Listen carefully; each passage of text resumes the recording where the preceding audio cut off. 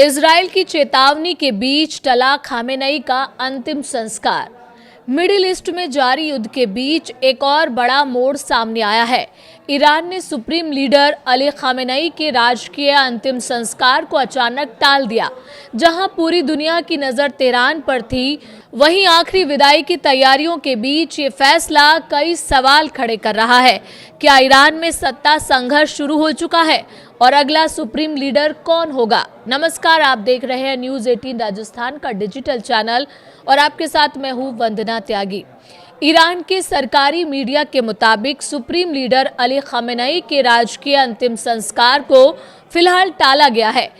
पहले योजना थी कि तेहरान की इमाम खोमेनी मस्जिद में बुधवार रात 10 बजे से 3 दिन तक चलने वाला विदाई समारोह शुरू होगा।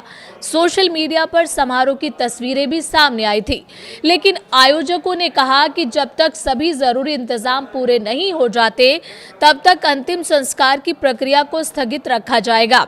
हालांकि अब तक ये साफ नहीं किया गया है कि नया कार्यक्रम कब आयोजित होगा। दरअसल अली खामेनेई की मौत अमेरिका और इजराइल के संयुक्त सैन्य हमले में हुई। इस हमले में ईरान के कई शीर्ष नेता और सैन्य कमांडर भी मारे गए। इनमें ईरान की राष्ट्रीय सुरक्षा परिषद के प्रमुख अली खामेनेई, IRGC के कमांडर मोहम्मद पाकपोर और रक्षा मंत्री अजीज नासिरजादेह भी शामिल बताए जा रहे हैं। इसी बीच सवाल उठ रहा है कि ईरान का अगला सुप्रीम लीडर कौन होगा। मीडिया रिपोर्ट्स के मुताबिक सबसे ज्यादा चर्चा मुज्तबा खोमेनेई की हो रही है, जो अली खामेनेई के बेटे हैं। माना जा रहा है कि उन्हें अगला सर्वोच्च धर्मगुरु बनाया जा सकता है। हालांकि अंतिम फैसला ईरान की 88 सदस्यीय परिषद असेंबली ऑफ एक्सपर्ट्स करेगी, जिसने नए सुप्रीम लीडर के चुनाव की प्रक्रिया शुरू कर दी है। विश्लेषकों का कहना है कि अगर मुज्तबा खामेनेई को ये पद मिलता है, तो ये ईरान में परिवार आधारित धार्मिक सत्ता के नए दौर की शुरुआत हो सकती है।